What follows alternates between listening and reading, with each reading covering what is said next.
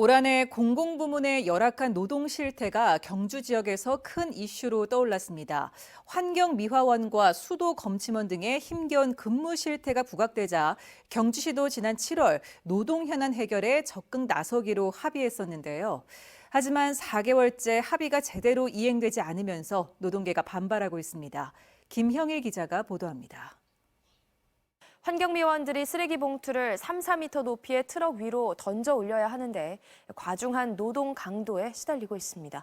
김형일 기자가 보도합니다. 환경미화원이 쓰레기 봉투를 청소차 위로 힘껏 던져 올립니다. 덤프트럭 형태인 이 청소차의 높이는 3, 4m. 새벽부터 대여섯 시간 동안 수백 개의 쓰레기 봉투를 던져 올리다 보면 녹초가 됩니다. 지난 6월 경주시 환경미화원들의 열악한 근무 실태가 보도를 통해 알려졌습니다. 또 수도검침원과 정동극장까지 경주시 공공부문에 고질적인 노동 문제가 잇따라 논란이 됐고 경주시는 지난 7월 현안 해결을 위해 최선을 다하기로 노동계와 합의했습니다. 하지만 이 합의서는 4개월째 제대로 이행되지 않고 있습니다. 지역 노동계는 환경미화원의 경우 청소 감독제 문제에 대해 경주시가 수수방관해 노노 갈등을 부추기고 있다고 주장했고 경주시청 수도검침원의 공무직 전환 약속도 전혀 진척이 없다고 밝혔습니다.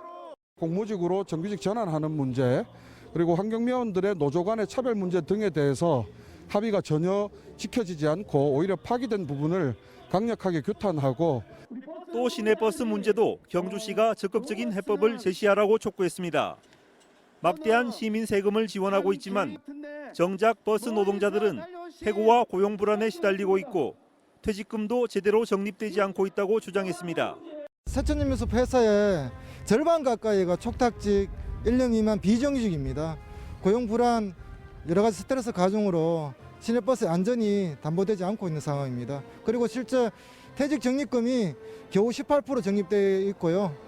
한편 경주시는 환경미화원 청소감독제 문제는 성격이 다른 두 노조 간의 합의가 안 돼 난항을 겪고 있다고 해명했고 수도검침원의 공무직 전환은 다소 지연되고 있지만 지난 9월 연구 용역을 마쳤고 노사 전문가 협의체도 조만간 구성하겠다고 밝혔습니다. MBC 뉴스 김형일입니다.